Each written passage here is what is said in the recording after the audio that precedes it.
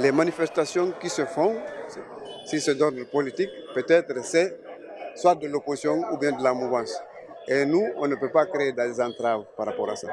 Le commerce en général, quand il y a un mouvement, c'est tout le monde qui ferme parce que les gens ont peur. Le commerce n'aime pas de bruit et l'argent n'aime pas le bruit, donc les gens ferment. D'abord, nous venons sortir d'une élection avec une fracture sociale remarquable.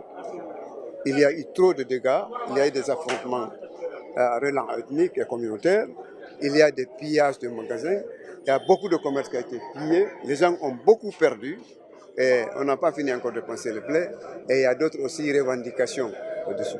C'est ce qui fait que généralement, ceux qui sont dans la revendication, c'est leur droit. Chacun est libre de militer dans le parti qui lui est chose et de faire la politique qu'il veut. Mais nous, autres organisations, nous sommes neutres et apolitiques. Donc c'est ce qui fait que ceux qui sont dans ça sont dans la liberté absolue d'exercer leur opinion dans le secteur qu'ils obligent, dans l'espace et dans le temps. Nous avons condamné jusqu'à la chose, la dernière énergie, et nous sommes en train encore d'évaluer, nous avons nos éléments sur le terrain pour évaluer les dégâts afin de les centraliser pour pouvoir faire des propositions aux ayants droit. Je lance un appel à la classe politique, surtout à la mouvance et à l'opposition.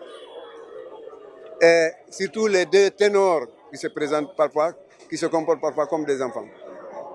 Les deux qui font beaucoup de bruit dans le pays, c'est Lou et Alpha. Qu'ils prennent la Guinée par les deux mains. Qu'ils considèrent que la population là a besoin d'eux et a besoin de leurs sentiments. La population a besoin de leur union. Il faut qu'ils s'unissent pour que la Guinée marche. Donc nous lançons un appel d'apaisement pour que les deux acceptent de se parler. Parce que plus de 200, c'est des gens qui ne se parlent pas. Voilà ce qui fait que la crise est là, parce qu'ils n'ont pas accepté de se parler. Ils n'ont pas accepté de s'asseoir et de trouver la solution ensemble.